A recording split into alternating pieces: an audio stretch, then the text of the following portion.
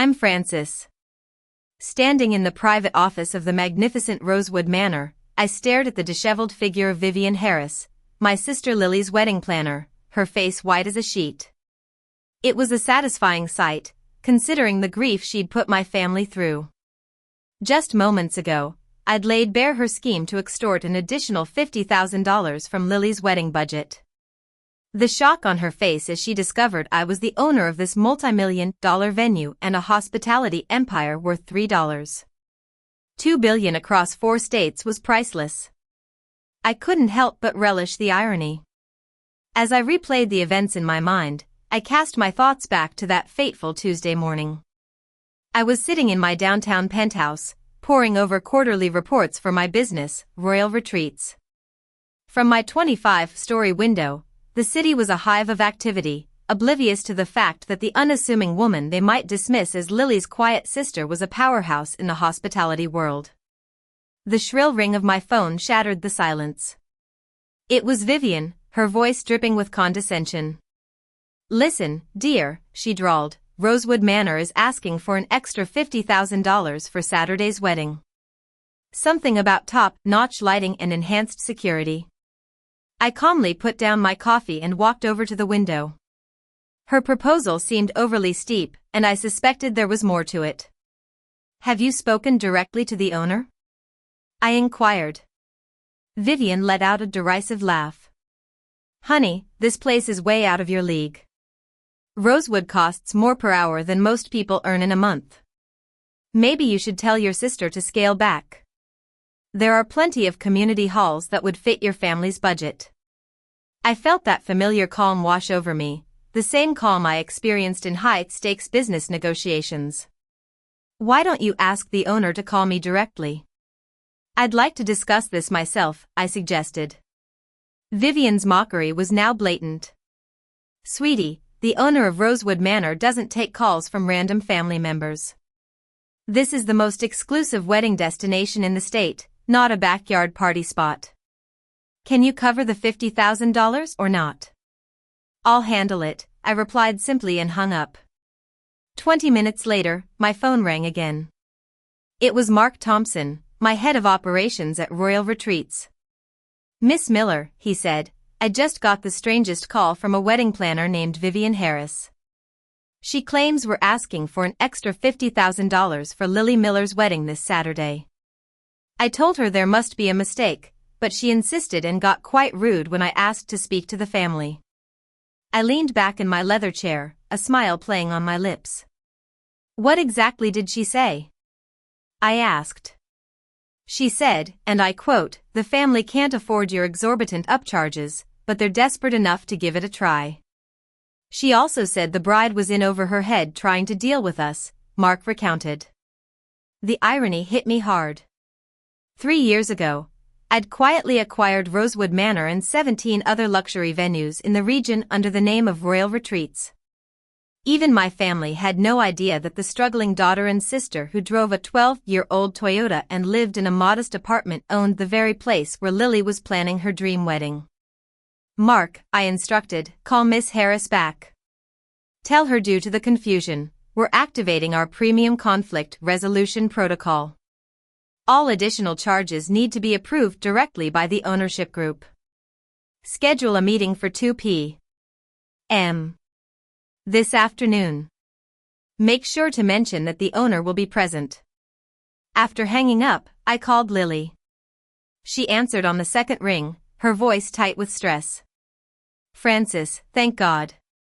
Vivian just called, freaking out about extra costs. She says we need $50,000 more or they'll cancel the wedding. I don't know what to do. Mom and Dad think we're overspending, and Andrew's parents have been making snide remarks about our finances." My heart ached for her. Lily had been planning this wedding for 20 months, working double shifts at a graphic design studio to save every dime. Our parents, frugal and old-fashioned, had made it clear they thought Rosewood was beyond our reach, and Lily should have chosen a more practical venue. "Don't worry, I'm handling it," I assured her. "Frances, this isn't like when we were kids and you'd share your allowance. $50,000 is a huge amount. Vivian says the owner is a rich snob who doesn't care about small clients like us, Lily fretted. Trust me, sis. Your wedding will be perfect, I said, hoping to soothe her fears. At 1:45 p.m. I arrived at Rosewood Manor in my Toyota, parking next to Vivian's sleek Mercedes and what I assumed was Lily's car. Rosewood was a restored 1910s mansion, set on 50 acres of lush gardens, with gold leaf chandeliers and marble staircases that whispered old-world charm. I found Vivian in the main ballroom, flailing her arms as she talked on the phone. She was dressed in a designer suit that probably cost more than my monthly rent, and her perfectly manicured nails clicked against her iPad as she spoke. No, I don't care what the owner says. These people are clearly out of their depth. I have 3 other weddings this month that can pay twice as much. Lily sat in one of the antique chairs, looking small and defeated. She was wearing a simple gray dress from Zara, bought specifically for wedding-related meetings.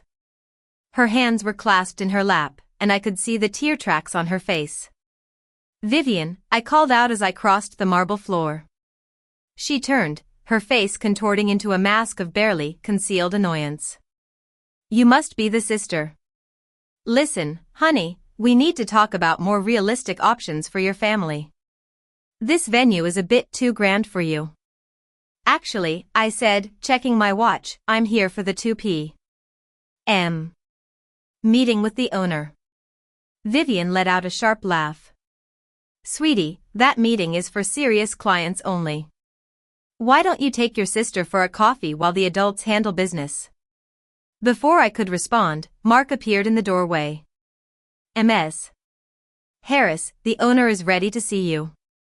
Vivian smoothed her suit and picked up her iPad. Finally, someone who knows the hospitality business.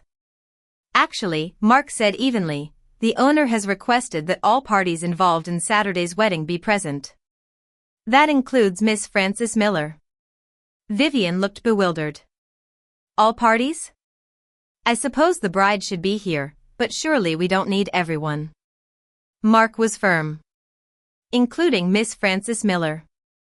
We followed Mark to the estate's private office, a room I'd restored to its former glory with a large mahogany desk, leather-bound books, and windows overlooking the garden where Lily would marry Andrew in 4 days.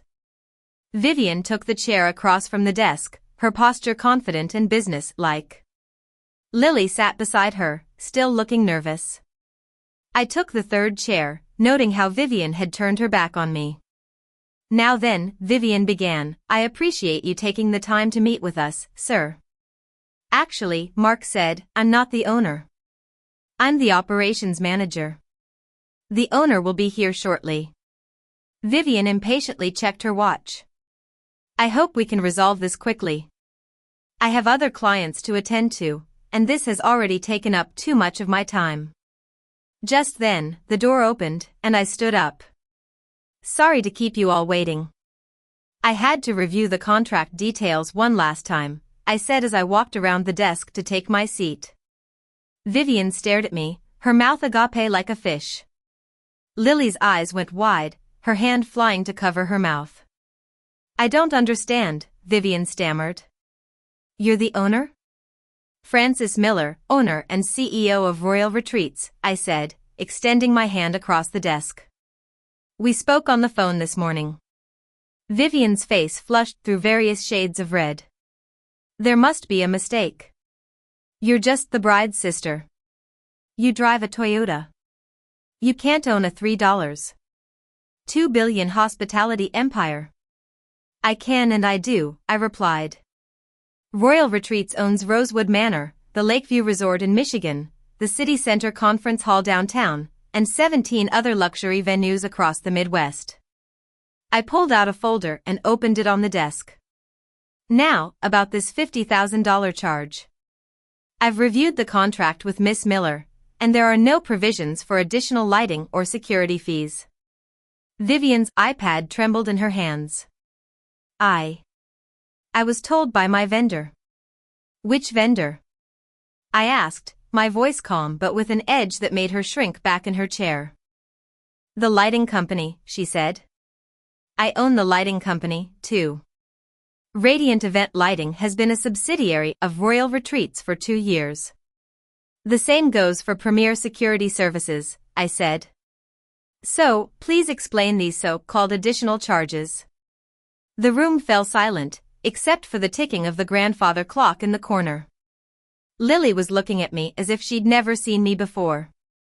The truth is, I continued, there are no additional charges. According to my staff, you called this morning trying to negotiate a personal commission with our vendors, claiming the family was rich enough to cover extra costs. Vivian's face went white. That's not. I would never. I slid a document across the desk. This is a transcript of your conversation with Mark this morning, where you suggested inflating the bill because desperate families always pay top dollar, and these people are eager to impress. Vivian stared at the paper, her hands shaking. I can explain. There's more, I said, sliding another document forward. This is an email you sent to your assistant yesterday about squeezing every penny out of the Miller wedding because you thought the family was naive. Lily gasped. Vivian looked like she was going to be sick. Now, I said, leaning back in my chair, let's talk about what's going to happen next. Vivian sat up straight, trying to salvage some dignity. Miss Miller, I think there's been a misunderstanding. I'm one of the most respected wedding planners in the state. I have connections with all the major vendors and can make or break venues like this with my recommendations. I smiled. Vivian, you don't understand your situation. You tried to defraud my sister, manipulated my vendors, and treated my family with contempt for the past 3 weeks. You told Lily yesterday that her dress was suitable for a family of our background and suggested a cash bar because people like us can't afford an open bar. And last week, you told our parents they should be grateful Andrew was willing to marry into our family, even though his family has money. Vivian was now sweating profusely. I never said. I have recordings, Vivian. This estate has been wired for security since I bought it. Every snide comment about my family's finances and social status is recorded. I stood up and walked to the window overlooking the gardens. Here's what's going to happen. You're fired, effective immediately. My event team will handle the final details of the wedding. Vivian protested, you can't do this. I have a contract with the bride. Actually, I said, turning to face her, according to the contract you signed with Lily, all vendor relationships are subject to venue approval. As the venue owner, I'm exercising my right to remove vendors who don't meet our standards. Vivian turned to Lily desperately. Lily, please. This is your wedding. You can't let her ruin everything we've planned. Lily slowly stood up, her voice steady for the first time that afternoon. Everything we've planned? Vivian, you've made me feel like a burden for 3 months. You've criticized every choice I've made, doubted every decision, and made me feel lucky you were willing to work with us. You were just trying to make yourself feel superior, and now I find out you were going to steal $50,000 from us. Francis, I want her gone. I nodded to Mark, who stepped forward. Ms. Harris, I'll need your vendor access cards and any estate keys you have. Vivian fumbled in her purse, her hands shaking as she handed over the items. This will ruin my reputation. I'll never work in this industry again. That's not my problem, I said simply.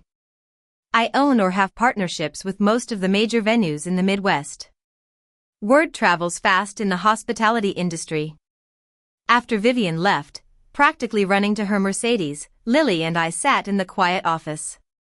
The afternoon sunlight streamed through the windows, highlighting the dust particles floating in the air. Francis, Lily said finally, I don't understand. How long have you owned this place? 3 years, I replied. I bought it the weekend you and Andrew got engaged. Why didn't you tell me? She asked. I walked back to my chair, suddenly feeling tired. I wanted you to choose it because you loved it, not because I owned it. And our family has always seen me as the quiet one who doesn't quite measure up. I didn't want your wedding to be about my money. Lily was quiet for a long time.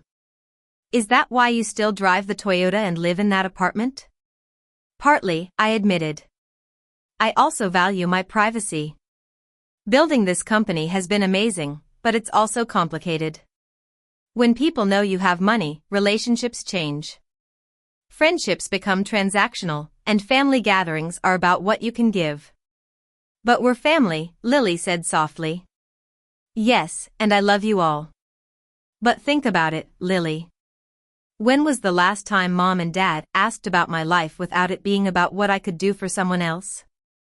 When have they been curious about my work, beyond whether I'm finally making good money? Lily looked down at her hands. We thought you were struggling. You never talk about work, never spend money on yourself, and always seem to have so little. I have everything I need, I said. I've been saving and investing since I was 18. I built this company by being cautious, living within my means, and making smart decisions. I own the apartment building I live in, and the Toyota is paid off and reliable. I don't need to prove my success to anyone.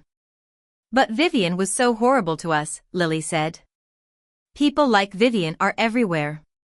They judge based on appearances, the car you drive, or how much you spend on clothes. They can't see beyond their own shallow assumptions. Just then, Mark knocked on the door and entered. Miss Miller, I have the revised wedding timeline. We've taken over all vendor coordination, and everything is on schedule for Saturday. What about the menu changes Vivian mentioned? Lily asked nervously. There were no menu changes, Mark said with a smile. Ms. Harris was planning to upgrade you to our premium package and pocket the difference. Your original choices were perfect. After Mark left, Lily and I spent an hour going over the final details. As we talked, I watched my sister transform from the nervous, uncertain woman who'd been sitting in this room an hour ago into the confident, excited bride she should have been all along. Frances, Lily said as we prepared to leave, I need to ask you something. The money Mom and Dad have been giving me for the wedding. It came from you, didn't it? I didn't answer right away, which was answer enough. They don't have that kind of money, she continued. Dad's been worried about his retirement savings, and Mom keeps talking about working longer, but suddenly they had $25,000 to help with my wedding. Your wedding is important, I said simply. Frances, why do all this and let everyone think you're struggling? I looked around the office at the beautiful woodwork and carefully selected antiques, at the view of the garden where my sister would marry the man she loved in 4 days. Because this is what family is about. Not transactions or obligations, but loving each other enough to make each other's dreams come true. Lily hugged me then, crying and laughing at the same time. I can't believe you did all this. My wedding is going to be perfect. Yes, it will. No stress, no extra charges, no Vivian. Just you, Andrew, and all the people who love you celebrating your happiness, I told her. Saturday arrived with perfect spring weather. I wore a simple dress from my closet, not because I couldn't afford better, but because that's who I was, the woman who valued substance over show, who quietly built an empire, and who showed love through actions. The wedding ceremony was everything Lily had dreamed of. The gardens were a riot of colors, the flowers were breathtaking, and Lily was radiant as she walked down the aisle towards Andrew, who looked at her like she was the most precious thing in the world. During the reception, I watched our family celebrating. Mom and Dad were relaxed and happy, not worrying about money for the first time in months. Our aunts and uncles were impressed by the elegance of the venue, and Andrew's family was clearly seeing our family in a new light. Vivian's replacement, a wonderful woman named Grace, who I'd worked with on previous events, ensured everything ran smoothly. She treated every guest with respect, handled every detail with care, and made Lily feel like the most important bride in the world. Near the end of the evening, my father approached me as I stood on the terrace overlooking the gardens. Frances, he said, I need to thank you for... well, for everything. Lily told me what happened with the wedding planner and about the money. I don't understand how you built all this without us knowing, but I'm proud of you. And I'm sorry we never asked the right questions. You don't need to apologize, Dad, I said. Yes, I do. We made assumptions about your life and choices. We saw what we expected to see instead of who